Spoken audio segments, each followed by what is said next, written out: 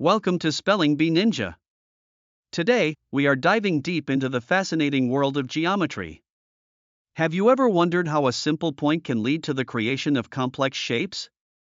Geometry helps us understand not just shapes, but also the space they occupy and how they relate to one another. In this episode, we'll explore some fundamental concepts of geometry, including points, lines, angles, and areas.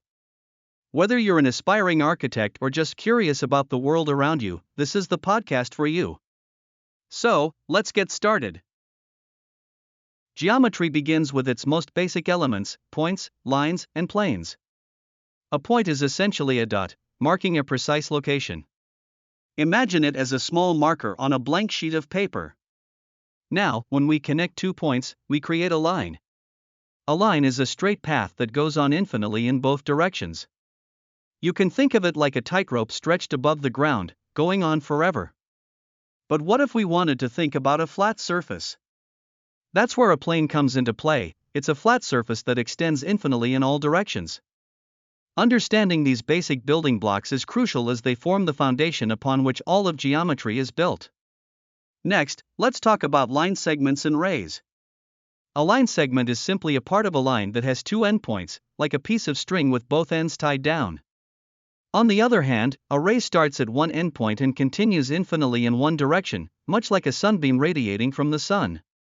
This understanding allows us to navigate the world of shapes and forms effectively. As we delve deeper, we encounter angles.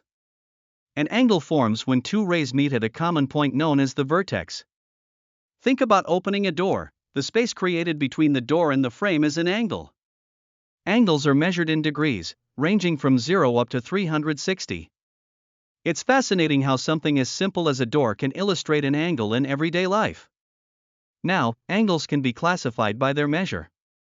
An acute angle is sharp, measuring less than 90 degrees. In contrast, a right angle measures exactly 90 degrees, which is the perfect corner found in squares and rectangles. An obtuse angle, however, is more relaxed, measuring more than 90 but less than 180 degrees. Lastly, a straight angle is precisely 180 degrees, forming a straight line. Now let's move on to some important concepts related to shapes and their dimensions.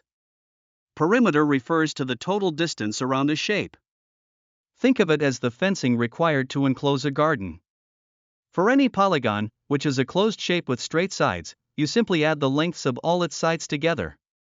For instance, a rectangle has a length of 12 meters and a width of 5 meters.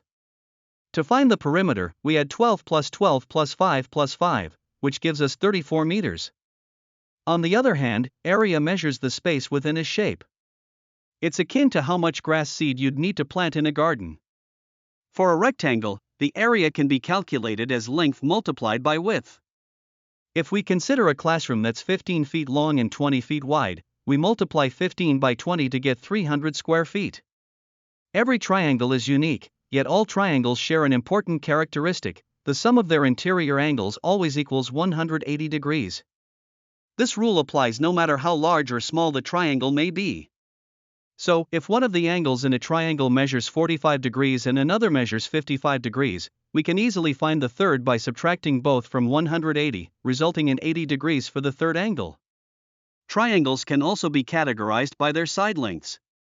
An equilateral triangle has all three sides the same length, which means all three angles are also equal to 60 degrees. An isosceles triangle has at least two sides that are the same length, and interestingly, the angles opposite those sides will also be equal. Finally, there's the scalene triangle, which has no sides of equal length at all.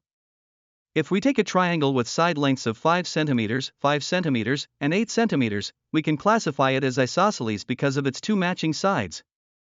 Moving on to Pythagoras, we see that one of the critical theorems in geometry revolves around right triangles. The Pythagorean theorem states that if you have a right triangle with two legs, which are the sides adjacent to the right angle, when you square their lengths and add them together, you'll equal the square of the length of the hypotenuse, which is the side opposite the right angle. Imagine a right triangle with legs of length 3 inches and 4 inches. Applying the theorem shows us that the length of the hypotenuse is 5 inches. Such a powerful relationship between sides makes solving problems in geometry much easier. Finally, let's explore volume, which measures the space inside three-dimensional shapes. While area only applies to flat shapes, volume tells us how much capacity a 3D object holds. This is crucial, for example, in understanding how much water a fish tank can contain. For a rectangular prism, which is similar to a shoebox, we can find the volume by multiplying length, width, and height. Consider a fish tank measuring 40 centimeters long, 20 centimeters wide, and 30 centimeters tall. Multiplying these dimensions gives us a volume of 24,000 cubic centimeters. Understanding volume allows us to grasp the size of physical objects around us. Today, we've journeyed through the fundamental concepts of geometry. We learned about points, lines, and planes, and how they serve as the basic building blocks of this mathematical field. We discovered the different types of angles and the significance of their measures. Additionally, we explored the concepts of perimeter and area, giving us insight into how we quantify shapes. Lastly, we wrapped up with a discussion on volume and the Pythagorean theorem, both essential for practical applications in geometry. Geometric concepts are not only academic, they are all around us, forming the basis of the environments we live in. Thank you for joining us today on this exploration of geometry fundamentals. We hope you found it enlightening and that the next time you see a simple shape or a structure, you'll think about the geometric principles that relate to it.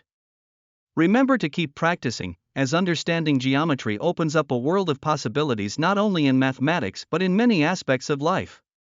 Until next time, keep questioning, keep learning, and stay curious.